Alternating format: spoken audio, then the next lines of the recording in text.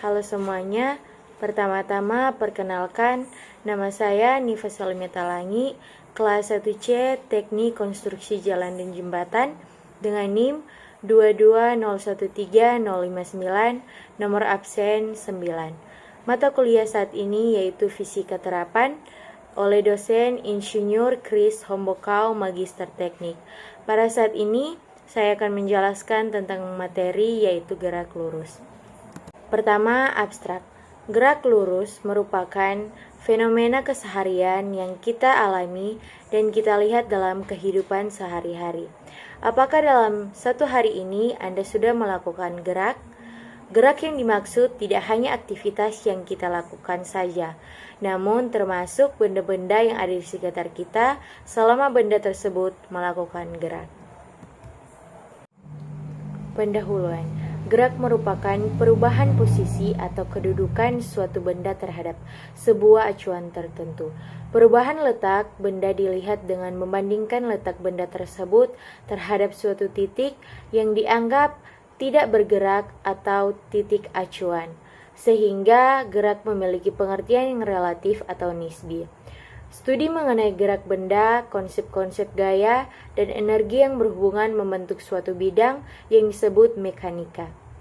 Mekanika dibagi menjadi dua bagian, yaitu kinematika dan dinamika.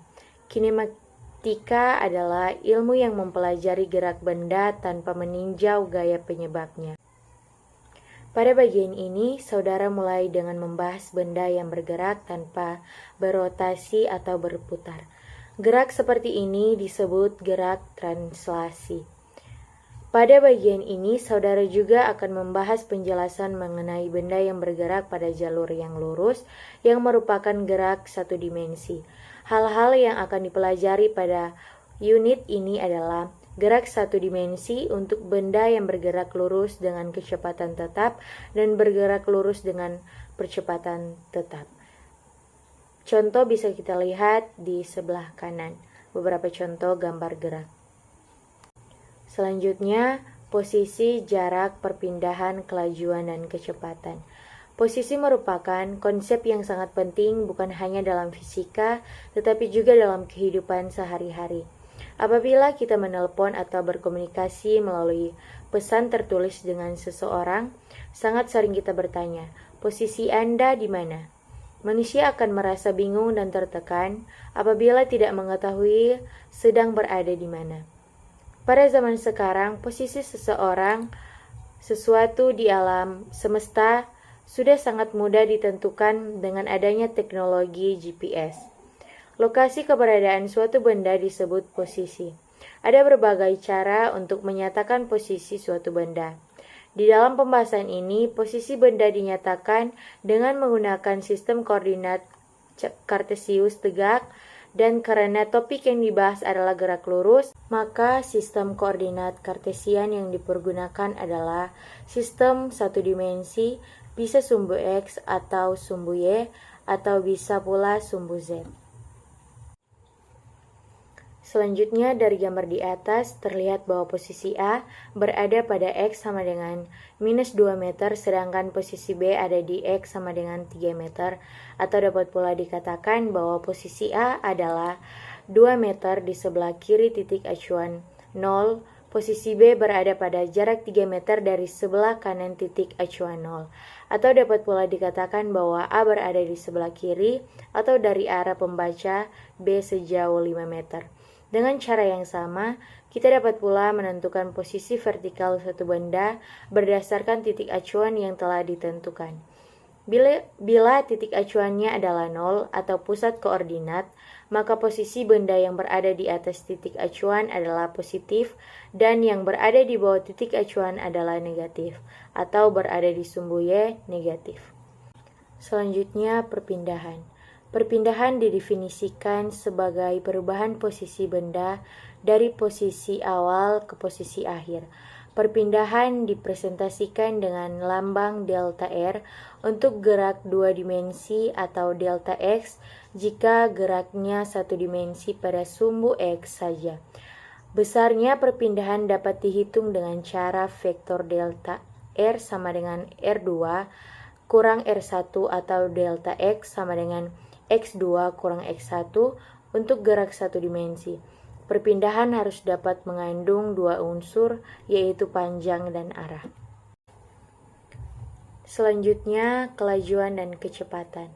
Para fisikawan selalu berusaha mendeskripsikan keadaan suatu benda dengan suatu besaran tertentu. Kecepatan merupakan besaran yang mendeskripsikan keadaan gerak benda. Dengan mencermati besaran kecepatan suatu benda pada suatu saat tertentu, dapat diketahui apakah suatu benda bergerak atau tidak dan bergeraknya kemana. Selain itu, apabila pencermatan terhadap kecepatan benda dilakukan dalam selang waktu tertentu, maka dapat diketahui apakah benda yang diamati bergerak makin cepat atau makin lambat. Saat Anda mengendarai kendaraan, tentunya sesekali pandangan mata Anda akan melihat ke speedometer kendaraan Anda. Jarum speedometer akan menunjukkan pada angka tertentu ketika kendaraan Anda bergerak. Angka yang ditunjukkan oleh speedometer tersebut, misalnya 110 km per jam, adalah nilai kecepatan yang dimiliki kendaraan tersebut. Karena hanya menunjukkan nilai saja, maka angka yang ditunjukkan oleh jarum speedometer merupakan kelajuan. Selanjutnya, percepatan. Percepatan rata-rata atau disimbolkan A didefinisikan sebagai perubahan kecepatan dibagi waktu yang diperlukan untuk perubahan tersebut.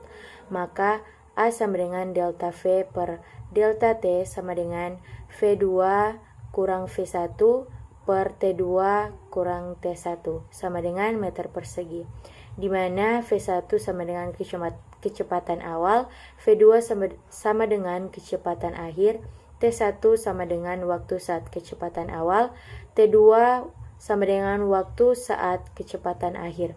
Percepatan juga termasuk besaran vektor. Tetapi untuk gerak satu dimensi kita hanya perlu menggunakan tanda positif atau negatif untuk menunjukkan arah relatif terhadap koordinatnya.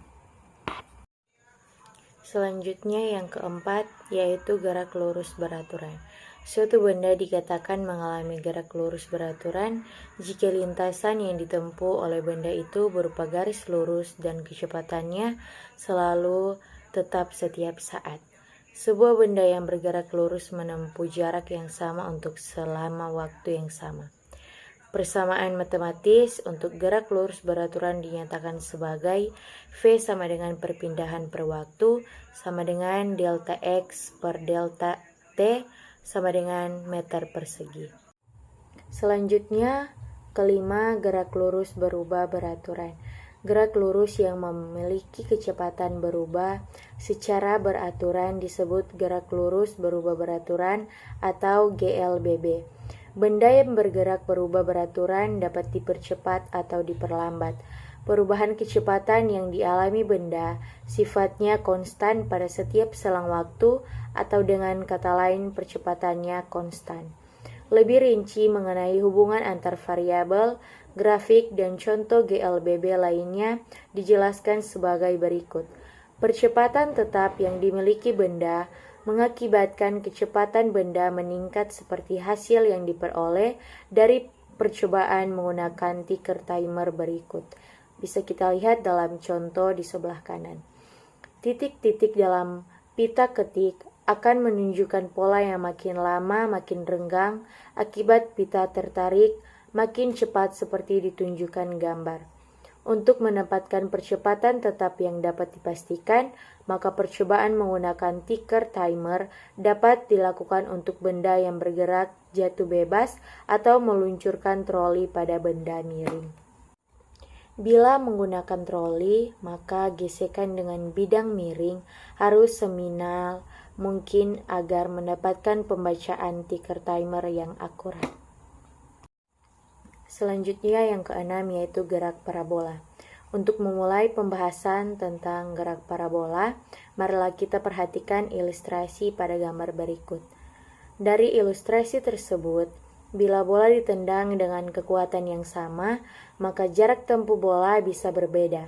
Hal ini ternyata jarak tempuh tidak hanya dipengaruhi oleh kecepatan awal saja, namun juga dipengaruhi oleh sudut tendangan bola terhadap bidang datar atau yang disebut sebagai sudut elevasi. Selanjutnya yaitu rangkuman atau kesimpulan. Gerak adalah perubahan posisi suatu objek yang diamati yakni dari suatu titik acuan. Titik acuan adalah sebagai titik awal objek ataupun titik tempat pengamat berada. Gerak lurus adalah gerak suatu objek yang berupa garis lurus. Saat bergerak, objek akan mengalami perubahan jarak dan mengalami perubahan posisi, sehingga dapat diambil suatu definisi bahwa jarak adalah panjang, seluruh lintasan yang ditempuh suatu objek. Sedangkan perpindahan adalah panjang lintasan lurus yang diukur dari posisi awal ke posisi akhir objek. Perpindahan memiliki besar dan arah. Untuk objek yang bergerak akan dikenal istilah kelajuan dan kecepatan. Kelajuan merupakan besaran yang dipengaruhi jarak yang ditempuh tiap selang waktu, sedangkan kecepatan dipengaruhi oleh perpindahan objek untuk tiap selang waktunya. Gerak lurus beraturan atau GLB merupakan gerak yang lurus yang mempunyai kecepatan yang tetap disebabkan tidak adanya percepatan yang bekerja pada objek. Jadi, nilai percepatannya adalah 0 atau A sama dengan 0. Lanjut, gerak lurus berubah beraturan atau GLBB memiliki karakteristik berikut. Yang pertama, lintasannya berubah garis lurus. Yang kedua, pada kecepatan benda berubah beraturan.